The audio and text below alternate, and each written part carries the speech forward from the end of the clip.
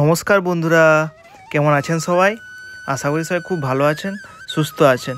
আজকে আমাদের একটা নতুন ব্লগে আপনাদের স্বাগত। এর আগের ভিডিওতে আমরা দেখেছি ফতেপুর আর সিক্কির কী ইতিহাস, সেটা আগের ব্লগে আমি ভালো করে গাইড দাদার সাথে সাথে আপনাদের বুঝিয়েছি। আজকে যে ব্লগটা এনেছি সেটা তার পরবর্তী পর্ব। সেখানে দেখাবো আমরা আজকে ফতেপুর অর্থাৎ পবিত্র মসজিদের কী ইতিহাস, সেটা নিয়ে এই ব্লগ। তার সাথে পৃথিবীর সপ্তম আশ্চর্য অর্থাৎ আগ্রার তাজমহল, তার ভিডিও নিয়ে এসেছি। দেখুন, খুব ভালো লাগবে তাজমহল। আর তার সাথে সাথে আমরা কীভাবে আগ্রা থেকে দিল্লি পৌঁছালাম সেটাও এই ব্লগে আমরা তুলে ধরেছি। তাই দেখতে থাকুন, অবশ্যই ভালো লাগবে আপনাদের। আর ভালো লাগলে অবশ্যই কমেন্ট করে জানান কেমন লাগলো। তার সাথে অবশ্যই সাবস্ক্রাইব করে আমাদের পাশে থাকবেন, শেয়ার করে আপনাদের প্রিয়জনদেরকে দেখিয়ে দিন ভিডিওটা, যাতে তারা এই ফতেপুর সিক্রি তাজমহল গেলে খুব সুন্দরভাবে ঘুরতে পারে, কোনো রকম প্রবলেম ছাড়াই। চলুন আর কোনো রকম দেরি না করে শুরু করি ফতেপুরের কাহিনী নিয়ে। সিক্রি থেকে বেরিয়েই আমরা এই বড় গেট দিয়ে ঢুকে পড়লাম ফতেপুরের ভেতরে। এই ফতেপুরের মসজিদ খুবই পবিত্র এবং এখানেই আমাদের বলা হয় কেউ যদি কিছু মনোকামনা রাখে, কোনো যদি ইচ্ছে থাকে মনের ভেতর, সেটা যদি এখানে জানানো হয় তার সেই মনের ইচ্ছে পূরণ হয়।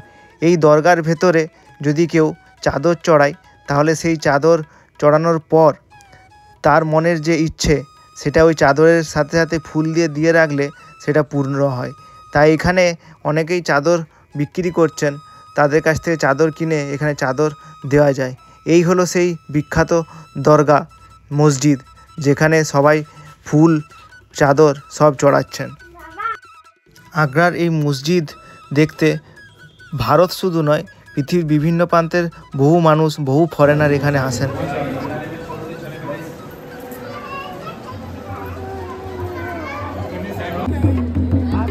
हेलो मैडम, आपका फोन गिर सकता है, फोन गिर सकता है, हम गरीब नहीं लायक गिर सकता है तुम्हारे, हम गरीब नहीं लायक।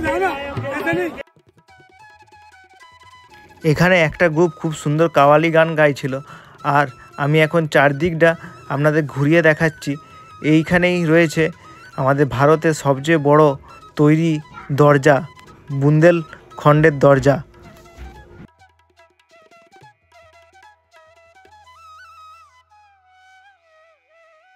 আগ্রার ফতেপুর সিক্রি থেকে প্রায় 30 কিলোমিটার দূরে এই তাজমহল অবস্থিত। আমরা এখন চলে এসেছি তাজমহলে। আমাদের যেহেতু গাড়ি করে গিয়েছিলাম পুরো লাগেজ নিয়েই, তাই আমাদের আস্তে আস্তে এখানে প্রায় 1 ঘন্টার মতো লেগে গেল। আর আগের থেকে আমরা এখানে টিকিট কেটে নিয়েছিলাম অনলাইনে, তাই খুব সুবিধে হয়েছে। নাহলে টিকিটের প্রচণ্ড ভিড় থাকে। যারা তাজমহল দেখতে আসবেন ভাবছেন, তারা কিন্তু আগের থেকেই জেনে রাখুন এখানে প্রচণ্ড ভিড় হয় টিকিট কাটার জন্য। তাই আগের থেকে আপনার অনলাইনে টিকিটটা কেটে নিতে পারেন। অনলাইনে গুগলে গিয়ে লিখলেই হবে তাজমহলের টিকিট। তাজমহলের শুধুমাত্র বাইরের থেকে তাজমহলকে দেখতে গেলে 50 টাকা টিকিট লাগে, কিন্তু ভেতরে ঢুকতে গেলে 200 টাকা আরও এক্সট্রা লাগে, টোটাল 250 টাকা। আর আমরা 250 টাকারই টিকিট কেটেছি, যেহেতু অনেক দূর থেকে এসেছি, তাই পুরো তাজমহলটা ঘুরেই তো দেখতে হবে। তাজমহলে ঢোকার আগে এই হচ্ছে তার দরজা। আর তাজমহলে ঢোকার জন্য অনলাইনে টিকিট কেটে নেওয়াটাই ভালো, না হলে অনেক সময় এতটাই ভিড় থাকে যে টিকিট কাটতে 1 ঘন্টার মতো টাইম লেগে যায়। এখানে দেখলেই বোঝা যাবে যে কত লোকের ভিড়, প্রচুর লোক। এখন বাজছে অলরেডি 3:30, তবুও বহু লোক এখন আসছে।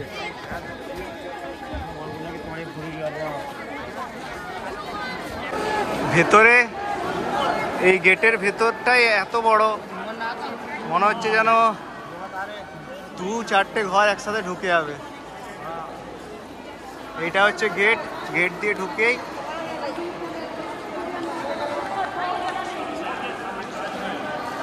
আর সামনে হচ্ছে তাজমহল।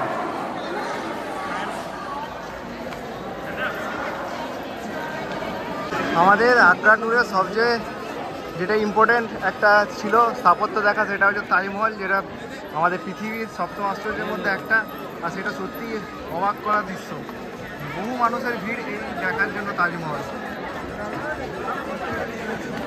তাজমহলের ঠিক অপোজিট সাইডে যে ভিউটা সেটাও একবার দেখাই, সেটাও অসাধারণ ভিউ। কত মানুষ এখনো আসছে, এখন বাজছে 3:30 মাত্র। চারিদিকটা একটু ঘুরি দেখায়। এখানে বেশ সুন্দর ফুলের গাছও আছে অনেক। আমরা হাঁটতে হাঁটতে এখন সাইড দিকে চলে এসেছি, তাজমহলের সাইডে। এতক্ষণ ছিলাম এন্ট্রান্সের দিকে, এখন সাইড দিকে একই, এইদিকেও একই লাগছে। মূল গর্ভগৃহে ঢোকার জন্য এখানে 200 টাকা করে টিকিট এক্সট্রা কাটতে হয়, শুধুমাত্র তাজমহল দেখার জন্য 50 টাকা। আর এখানে কিনলাম জুতোই পরে তারপর ঢুকতে হবে। সবাই যেমন জুতোতে পরেছে, পরে তারপর ঢুকতে হবে, জুতো সমেত যাওয়া যাবে না, জুতোতে কাভার লাগিয়ে তারপর যেতে হবে। এটা কিনলাম, প্রত্যেকটা 10 টাকা করে নিলেও। এটা ভিতরেই পাওয়া যাচ্ছে, তাজমহলের ভিতরে, বাইরেও কিনতে পাওয়া যায়, এইটা ভিতরে কিনলাম।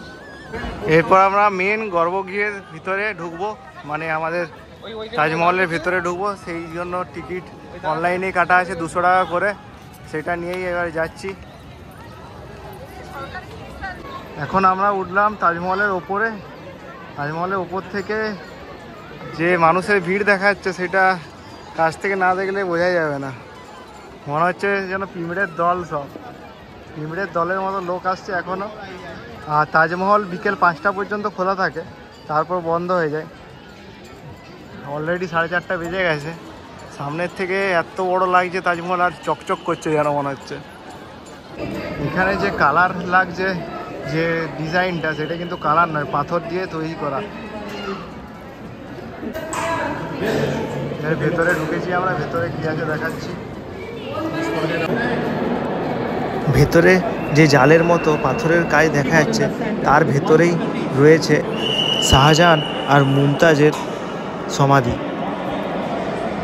যদিও ভেতরে ছবি তোলা নিষেধ, তাই একটু যা হোক করে তবু ছবি তুললাম। যেহেতু অনেকেই ছবি তুলছে, তাই আপনাদের একটু দেখাতে পেলাম, কিন্তু ভেতরে ঠিকমতো ছবি তুলতে না পারায় ভালো করে ভিডিওটা ওঠেনি।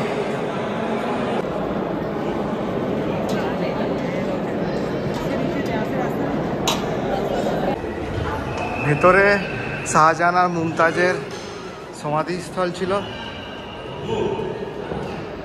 এইখানে ভেতরে শাহজাহান আর মুমতাজের সমাধিস্থল, সেটার থেকে বেরিয়ে আস্তে আস্তে আমরা যাচ্ছি। এখন আমরা একদম তাজমহলের ঠিক পেছনের দিকে আছি, আর তাজমহলের পাশেই দূরে দেখতে পাওয়া যাচ্ছে যমুনা নদী। তাজমহল যারা ঘুরতে যাবেন অবশ্যই মাথায় রাখবেন যে তাজমহল প্রত্যেক শুক্রবার বন্ধ থাকে।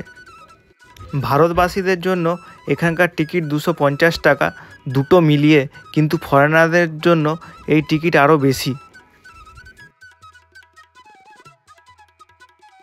এখন ঘড়িতে বাজছে 7টা, আর আমরা এখন আগ্রা ক্যান্ট স্টেশনে হোসিয়ারপুর এক্সপ্রেসে চেপেছি, যেটা দিল্লি যাচ্ছে, নিউ দিল্লি। ফার্স্টে ভেবেছিলাম যে ট্রেনে যাব না, ফার্স্টে ভেবেছিলাম যে আমরা বাসে করে যাব নিউ দিল্লি।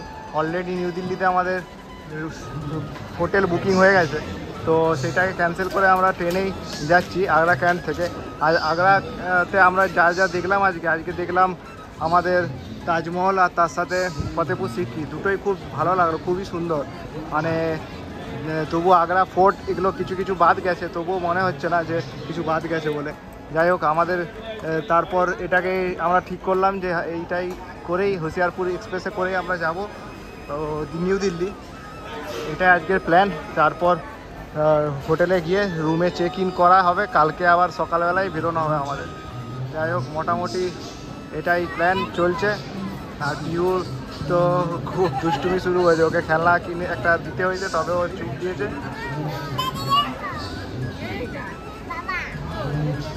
এখন ঘড়িতে বাজছে রাত 11:15। পিউ তো আগেই ঘুমিয়ে পড়েছে ট্রেনের ভেতরে। আমি আগেই গোয়াইবিউতে রুমটা বুক করে নিয়েছিলাম, আর এটা একদম স্টেশন থেকে খুব কাছেই, জাস্ট 5 মিনিটের অটোতে লাগলো আমাদের। যদিও একটা ইকো গাড়ি করে নিয়েছিলাম, বুক করে নেওয়ার ফলে সব মাল নিয়ে আমরা পৌঁছে গেছি এই হোটেলে। আর হোটেলটা দেখলাম খুবই ভালো, ডবল বেড একটা আছে, তার সাথে একটা সিঙ্গেল বেড। আর এখানকার বাথরুমটাও খুব পরিষ্কার। সাধারণত বাথরুমগুলো খুব নোংরা হয় বলে রুমগুলো ভালো লাগে না, কিন্তু এখানে পুরো রুমটাই খুব ভালো। আজকের মতো এখানেই ব্লগটা শেষ করলাম। আবার দেখা হবে একটা নতুন ব্লগ নিয়ে। কালকে দিল্লিটা কীভাবে ঘুরছি সেই ব্লগ, তাই সবাই দেখতে থাকুন। পুরো দিল্লিটা কীভাবে ঘুরলাম সেটা দেখাবো ভিডিওতে।